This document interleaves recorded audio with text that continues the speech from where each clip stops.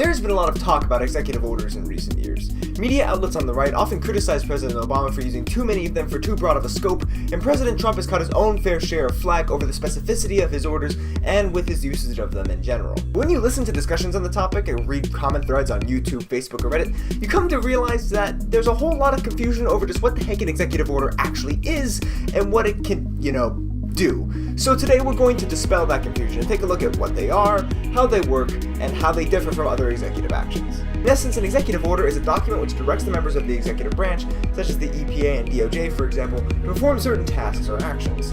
The order is a form of unilateral action that has a force of law in those areas which the president has authority. If you're all like, wait, I thought only Congress could pass things with the force of law, your confusion is understandable, but it turns out no. The ability of the president to use executive orders is perfectly kosher. It acts with the force of law, but isn't actually law. It helps if you think the various branches of governments as each controlling their own separate kingdoms, the boundaries of which are set by the Constitution and through legal precedent, so they're all jagged, weird, and crisscross over each other sometimes, but the executive orders affect those things within the president's metaphorical kingdom. The president, for instance, has constitutional authority over things like the executive bureaucracy and the military. These things explicitly fall within its domain, so it can make decrees about them provided that it doesn't encroach upon the lands of the other kingdoms. I mean, it can, but you can bet that there's going to be a fight about it. Other things are explicitly ceded to the president through congressional statute. Congress, for instance, has delegated a lot of authority over immigration policy to the president, which is why President Obama could defer action for illegal immigrants who enter the United States under the age of 18, and why President Trump could institute an indefinite stay and the entry of all new Syrian refugees. By and large, if the president has been delegated the authority over a topic, however that delegation was performed, they can issue an executive order on it. Interestingly enough, the total usage of the executive order has been steadily going down over recent administrations. Bill Clinton, for instance, issued 364, George W. Bush issued 291, and Barack Obama issued the least of the three, issuing 277. As of recording, Donald Trump has issued 8 within the first 3 weeks. If he maintained that pace, and more realistically he'll ease off the gas once he gets more settled in office, he'll have issued a whopping 560 by the end of his presidency. Which may be more than twice of his immediate predecessor, but he'd still have to pick up the pace quite dramatically if he wanted to get to the record set by FDR at 3,721. But there's a critical distinction to be made here. Executive orders aren't the only things that presidents can issue which have the force of law. In fact, it's actually one of 3. The other 2 being presidential proclamations and presidential memoranda. Well, I mean, actually, there's a whole bunch of ways which the president can act with the force of law, but for the sake of convenience and simplicity, we're just going to stick to the big 3. Although it's common for the terms to be used interchangeably, there are actually some critical differences in what they all deal with. Proclamations are often symbolic and don't carry the force of law unless there's some sort of congressional action backing them up.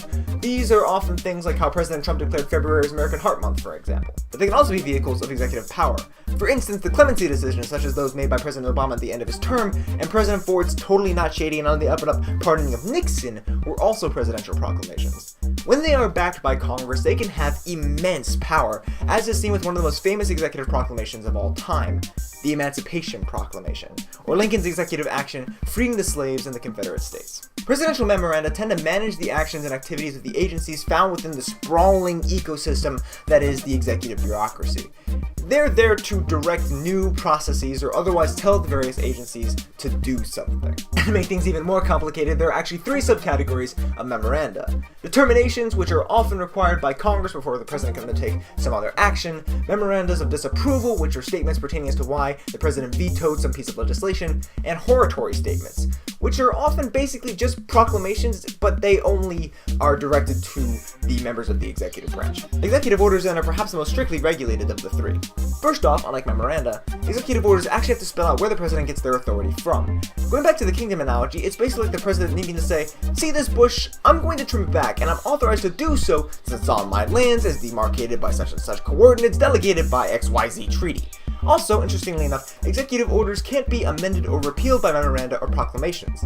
The only executive action that can repeal or amend an executive order is another executive order. I know this is all probably a bit confusing, but there actually is a hierarchy to things. You see, none of these issuances actually have the force of law unless they're published within the Federal Register, basically the place where all non-congressional policies get published when they've been approved. In fact, memoranda don't technically even need to be published in the Register at all, but if they don't have any bite. And when they do get published, there is actually a priority given. The first priority is given to proclamations, immediately followed by executive orders, and then finally, presidential memoranda. But ultimately, at the top of the heap lies the Constitution. And its arbiters, the courts, have the ability to nullify executive orders if they conflict with existing law or step outside of the bounds of their authority. Basically, if the president encroaches upon the lands of another kingdom. And although there's a lot of controversy over the court's intervention in President Trump's actions, this is far from the first time that the court has scaled back the scope of an executive action. And given just the general history of the presidency is trying to expand its powers, since Lincoln, I can guarantee that this is not going to be the last time that this happens either. I hope this managed to clear up some of the confusion. I mean, I can tell you personally that I was a bit on unsteady ground too until I actually started digging into this stuff, and then I kind of found more stable terrain to rest upon. It was a bit intimidating, to say the least, when I was first researching into it. But let me know what you guys think about executive orders, memoranda, proclamations, and all the stuff like that down in the comments section, right? Or maybe drop a recommendation for a future video topic if there's something that you're confused about regarding the social sciences and you want some kind of explanation on. I look forward to reading all of your guys' thoughts, insightful comments, and everything, and answering a few of them in the next office hours. Links for everything, as always, are down in the doobly-doo. I hope that this video was helpful and that you enjoyed it. And if you did, I hope you consider liking it and subscribing to the channel. As always, thanks for watching. I'll see you next time.